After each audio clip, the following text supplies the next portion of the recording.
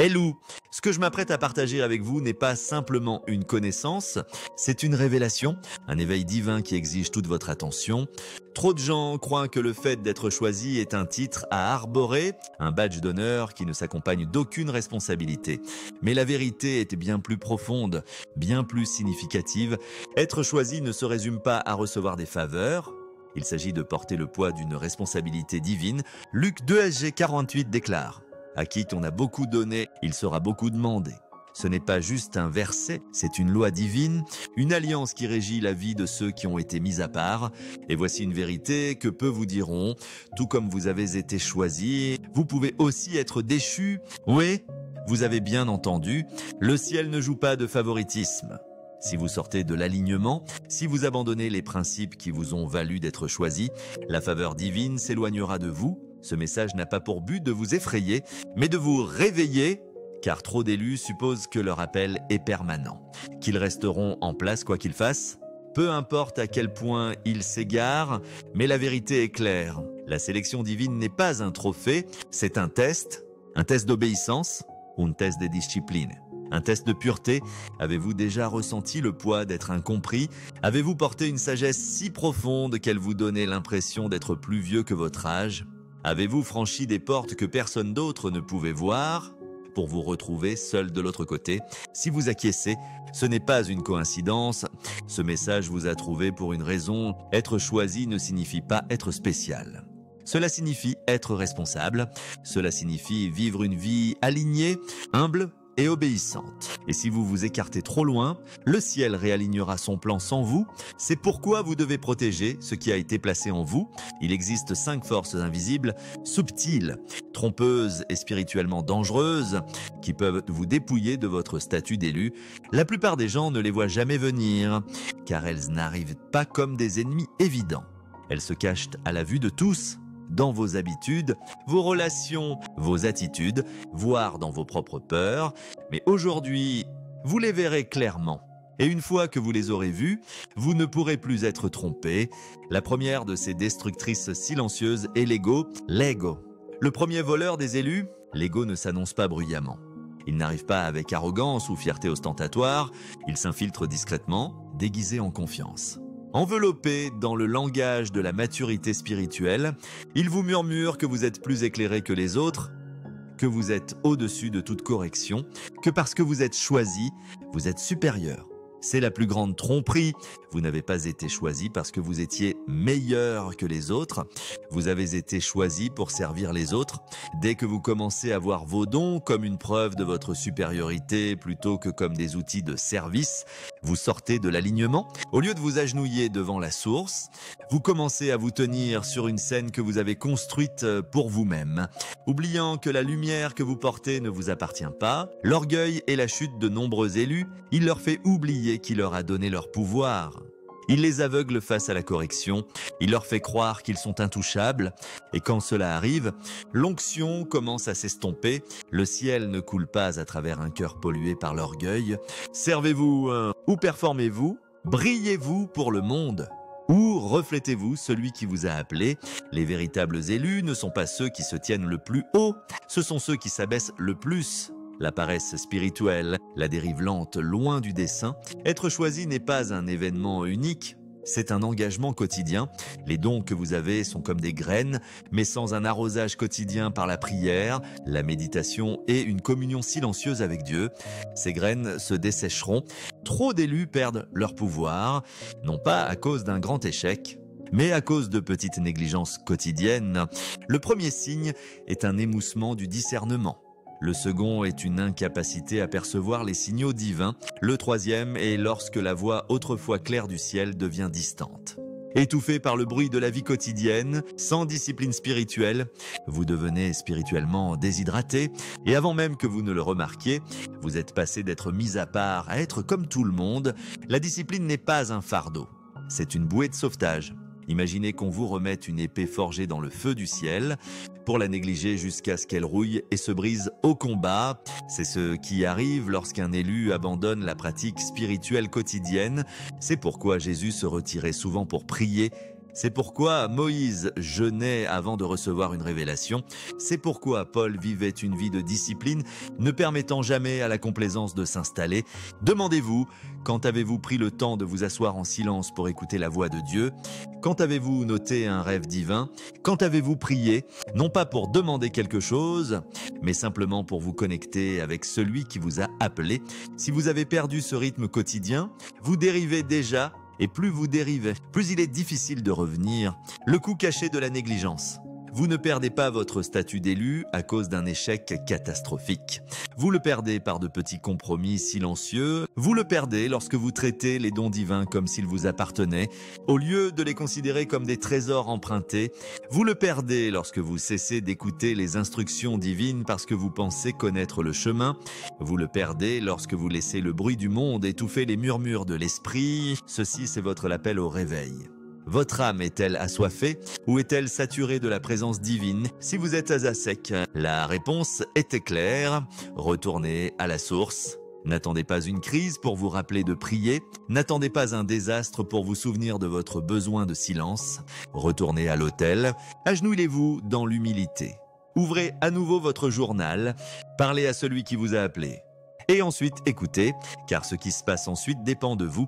La meilleure défense contre la perte de votre statut d'élu n'est pas votre force, c'est votre abandon, c'est votre volonté de rester petit pour que Dieu reste grand. C'est votre engagement à continuer à vous présenter en secret pour que le ciel puisse continuer à vous faire confiance en public. L'ego et la paresse spirituelle ne sont pas seulement des défauts personnels, ce sont des fissures dans les fondations de votre appel. Et si vous ne vous en protégez pas, elles vous rendront vulnérables à des pièges encore plus grands, les relations toxiques, la peur paralysante, l'abus des dons spirituels, ce sont les prochains ennemis que nous devons révéler. Et loup! La bataille pour votre appel ne fait que commencer. Le chemin de l'élu ne se résume pas à ce que vous gagnez, mais à ce que vous devez protéger. Plus vous vous élevez, plus il y aura de forces cherchant à vous tirer vers le bas. Certaines viendront de l'extérieur sous forme de distraction et d'attaque.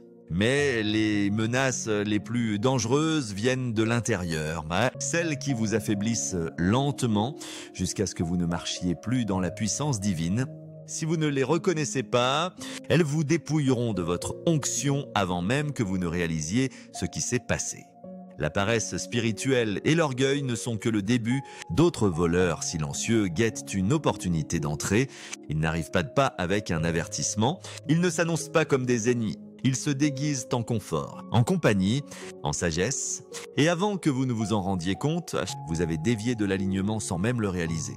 L'un des plus grands dangers pour un élu est les relations qui n'étaient jamais destinées à être le pouvoir des connexions. Comment les mauvaises personnes peuvent détruire votre appel. La vie d'un élu n'est pas comme celle des autres, mais vous n'avez pas le luxe d'entretenir chaque amitié, chaque romance, chaque connexion. Votre énergie est différente. Votre dessein est différent. De ce fait, vous devez être prudent quant à ceux que vous laissez vous approcher. Certaines personnes entrent dans votre vie non pour vous bénir, mais pour vous vider. Certaines sont attirées par votre lumière, non parce qu'elles l'apprécient, mais parce qu'elles veulent l'utiliser à leur propre profit. Certaines relations sont envoyées par l'ennemi, déguisées en amour, en amitié, en soutien, alors qu'en réalité, ce sont des missions destinées à vous affaiblir. C'est pourquoi le discernement est votre arme la plus puissante. Samson était choisi, il était puissant. Il avait une force divine qu'aucun ennemi ne pouvait vaincre, mais ce n'est pas une armée qui l'a détruit. C'est une personne en qui il avait confiance. Dalila n'est pas venue avec une épée, elle est venue avec des murmures, du réconfort, un faux sentiment de sécurité, et parce que Samson n'a pas protégé son appel sacré, il a tout perdu. Toutes les connexions ne sont pas des bénédictions. Toutes les amitiés ne sont pas sûres. Toutes les personnes qui vous sourient ne veulent pas vous voir réussir. Si vous vous sentez vidé après avoir parlé à quelqu'un, faites attention. Si votre esprit se sent lourd en présence de certaines personnes, ne l'ignorez pas. Si vous devez atténuer votre lumière pour garder quelqu'un dans votre vie, c'est le signe qu'il faut le laisser partir. L'énergie d'un élu est rare, elle est puissante et de ce fait, elle attire à la fois les bonnes et les mauvaises personnes. Vous devez être assez sage pour faire la différence. Le piège subtil de la peur, comment l'ennemi utilise le doute pour vous paralyser.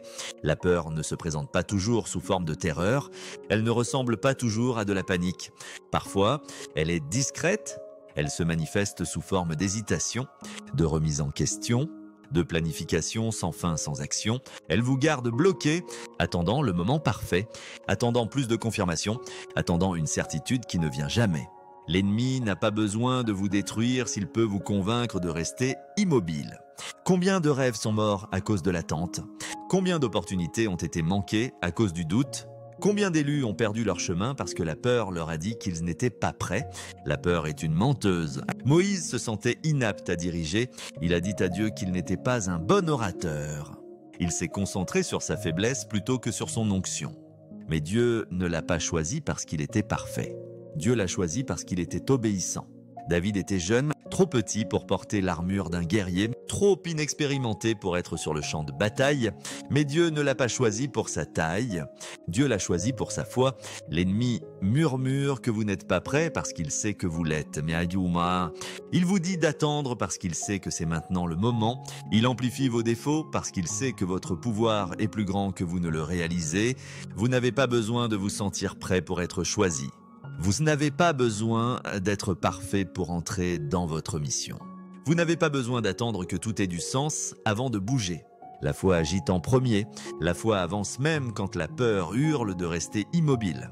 L'abus de vos dons, le test final d'un élu, lorsque l'ennemi réalise qu'il ne peut pas vous arrêter, il essaiera de vous rediriger, il ne vous enlèvera pas vos dons, il vous tentera de les utiliser d'une manière qui ne s'aligne pas avec votre dessein. Il murmurera que vous pouvez rester choisi tout en poursuivant vos propres désirs, que vous pouvez vous servir vous-même tout en portant la faveur divine, que vous pouvez avoir l'appel sans la discipline.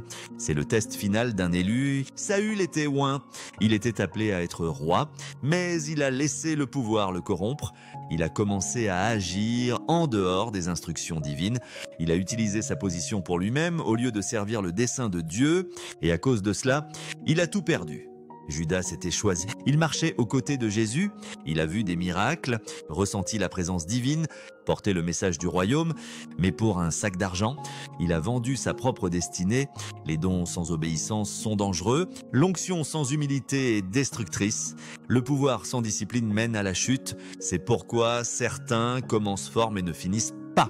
C'est pourquoi certains élus s'élèvent pour tomber plus durement qu'ils ne l'auraient jamais imaginé. C'est pourquoi le ciel n'hésite pas à retirer la faveur de ceux qui en abusent. Vous avez reçu quelque chose de sacré, quelque chose de puissant, quelque chose de rare, et la manière dont vous le gérez déterminera tout. Le protégerez-vous ou le laisserez-vous être volé? Garderez-vous votre onction ou l'échangerez-vous pour un plaisir temporaire? Resterez-vous aligné ou dériverez-vous vers un chemin qui ne vous était jamais destiné? Tout ce que vous faites maintenant compte. Les décisions que vous prenez aujourd'hui détermineront si vous continuez à vous élever ou si vous commencez à tomber.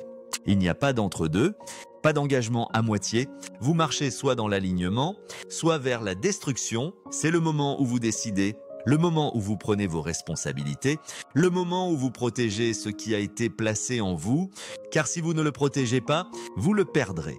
Et si vous le perdez, il se peut qu'il n'y ait pas d'autre chance de le récupérer. Vous avez été mis à part pour une raison. L'appel sur votre vie n'est pas ordinaire, le chemin que vous empruntez n'est pas comme les autres. C'est pourquoi rien n'a jamais été facile pour vous. C'est pourquoi vous avez rencontré de la résistance à chaque tournant. C'est pourquoi les batailles ont été incessantes. Parce que le poids de votre mission est grand et seuls ceux qui persévèrent verront la promesse s'accomplir. Vous n'êtes plus celui que vous étiez, la personne qui doutait, qui hésitait, qui se demandait si elle était vraiment choisie, est partie. Cette version de vous était nécessaire pour une saison, mais cette saison est terminée. Maintenant, vous avancez en pleine conscience de qui vous êtes. Vous ne demandez plus si vous êtes prêt. Vous ne vous demandez plus si vous êtes assez fort. Vous savez que tout ce que vous avez traversé était une préparation pour ce moment. C'est pourquoi les attaques ont augmenté lorsque vous avez commencé à avancer. C'est pourquoi des personnes en qui vous aviez confiance ont révélé leur vrai visage. C'est pourquoi votre esprit s'est senti agité. Vous êtes en transition. Vous laissez derrière vous le familier, vous entrez dans l'inconnu, vous marchez pleinement dans votre puissance divine, et quand cela arrive, tout change et le poids de votre onction vous séparera. Plus vous vous rapprochez de votre dessein, plus la route devient solitaire. Tout le monde ne peut pas aller là où vous allez. Tout le monde n'était pas destiné à le faire. Certaines personnes faisaient partie de votre passé, mais elles ne peuvent pas faire partie de votre futur. Certains attachements étaient des leçons, pas des missions à vie. Certaines relations étaient des distractions déguisées en soutien. Vous devez lâcher ce qui n'est plus aligné. S'accrocher à ce qui ne sert plus votre esprit vous ralentira. Essayez d'expliquer votre croissance à des gens qui ne veulent pas comprendre, vous épuisera. Perdre du temps dans des lieux que vous avez dépassés vous empêchera d'entrer pleinement dans ce qui vient ensuite. Vous ne pouvez plus vous le permettre. Le temps des questions est révolu. La saison de l'attente est terminée. Le moment d'agir est maintenant. C'est ici que la pression s'intensifie. C'est ici que l'ennemi essaiera une dernière fois de vous faire douter de vous-même. Il ne peut pas arrêter ce que Dieu a ordonné, mais il essaiera de vous distraire. Il utilisera la peur, il utilisera les gens, il utilisera les circonstances. Mais rien de tout cela ne peut fonctionner sauf si vous le permettez. Vous avez déjà gagné trop de batailles pour laisser celle-ci vous ébranler. Vous avez déjà surmonté trop d'obstacles pour laisser la peur avoir le dernier mot. Vous avez déjà brisé trop de cycles pour retomber dans d'anciens schémas. Il n'y a plus de place pour l'hésitation, plus d'espace pour l'incertitude. Vous entrez dans votre destinée où vous laissez passer ce moment. Les portes qui s'ouvrent maintenant exigent de la confiance. Les opportunités qui se présentent à vous exigent de la foi. L'élévation qui se produit dans votre vie exige que vous marchiez avec audace. Sachant que vous êtes à votre place, il n'y a pas de syndrome de l'imposteur dans le royaume, pas de peur dans l'alignement divin. Ce qui a été écrit pour vous ne vous sera pas enlevé, mais vous devez avoir le courage de le réclamer. Il y aura ceux qui ne comprennent pas, ceux qui essaieront de vous discréditer, ceux qui souhaiteraient avoir la faveur que vous portez mais ne sont pas prêts à faire le travail. Ce n'est pas votre problème. Vous ne vous abaissez pas pour prouver quoi que ce soit à quiconque. Vous ne discutez pas avec ceux qui n'étaient pas destinés à comprendre votre voyage. Vous n'expliquez pas ce que Dieu a déjà confirmé, vous continuez à avancer, à construire, à marcher vers l'avant, car ce qui vous attend est plus grand que ce qui est derrière. Car vous avez été choisi pour cela, car rien ne peut arrêter ce qui a déjà été mis en mouvement. Tout a conduit à ce moment, chaque bataille, chaque leçon, chaque nuit passée, à se demander si vous étiez sur le bon chemin, chaque larme versée en silence, chaque épreuve de foi, chaque revers qui semblait être la fin, mais ce n'était jamais la fin. C'était une préparation, c'était la rupture avant la percée, le raffinage avant l'élévation, le dépouillement de tout ce qui n'était pas destiné à vous accompagner dans la prochaine saison. Et maintenant, vous vous tenez au seuil de quelque chose de plus grand. Vous n'attendez plus le bon moment. Le moment est maintenant. Vous ne demandez plus un autre signe. Vous savez déjà, vous ne vous rétrécissez plus pour vous adapter à des espaces qui ne vous étaient jamais destinés. Vous les avez dépassés. Les portes que vous frappiez autrefois s'ouvrent d'elles-mêmes. Les opportunités que vous pensiez impossibles deviennent réalité. Les choses pour lesquelles vous deviez autrefois vous battre coulent maintenant sans effort. Car vous êtes en alignement, car vous êtes pleinement entré dans celui que vous étiez toujours destiné à être, mais avec de nouveaux niveaux viennent de nouveaux défis. L'ennemi n'arrête pas d'attaquer simplement parce que vous êtes arrivé jusqu'ici. En fait, plus vous vous rapprochez de votre promesse, plus la résistance est grande. Il essaiera de vous ébranler une dernière fois. Il murmurera que vous n'êtes pas prêt, que vous ne méritez pas cela, que vous échouerez. N'écoutez pas. La seule chose qui peut vous arrêter maintenant est le doute. La seule chose qui peut vous retarder est l'hésitation. Vous avez déjà gagné trop de batailles pour laisser la peur voler ce moment. Il n'y a plus d'espace pour la remise en question, plus de place pour jouer petit, plus de tolérance pour ce qui vous vide, ce qui vous distrait, ce qui vous empêche d'avancer. Vous en savez trop pour prétendre ne pas voir. Vous avez trop grandi pour revenir à ce qui était autrefois confortable. L'ancien vous se serait contenté, l'ancien vous aurait douté, l'ancien vous aurait attendu. Cette version de vous est partie. Vous ne courez plus après, vous attirez, vous ne mendiez plus une place à la table, vous construisez la vôtre, vous ne cherchez plus la validation de ceux qui n'ont jamais vu votre valeur, vous marchez avec confiance, sachant que ce qui est destiné à vous vous trouvera, car lorsque vous opérez dans l'alignement divin, tout coule. Tout change et tout se met en votre faveur. Les gens qui doutaient de vous, vous verront vous élever. Ceux qui ont essayé de vous bloquer verront que rien de ce qu'ils ont fait ne pouvait arrêter ce qui était destiné. Les batailles que vous avez livrées en silence seront le témoignage qui inspirera les autres. Tiens, et vous n'aurez même pas besoin de dire un mot. Votre seule présence sera la preuve de ce qui se passe lorsque la foi est plus grande que la peur, lorsque l'obéissance est plus forte que le doute. Lorsque vous refusez d'abandonner avant que la promesse ne soit accomplie, ce n'est pas seulement une nouvelle saison. C'est une nouvelle ère, le début de quelque chose de plus grand que ce que vous imaginiez, le déploiement de tout ce qui était destiné à vous, plus de retenue, plus d'attente de permission, plus de retard pour ce qui a déjà été mis en mouvement. Vous avancez maintenant avec clarté, avec dessein, avec une foi inarrêtable. Et rien ne peut se dresser sur votre chemin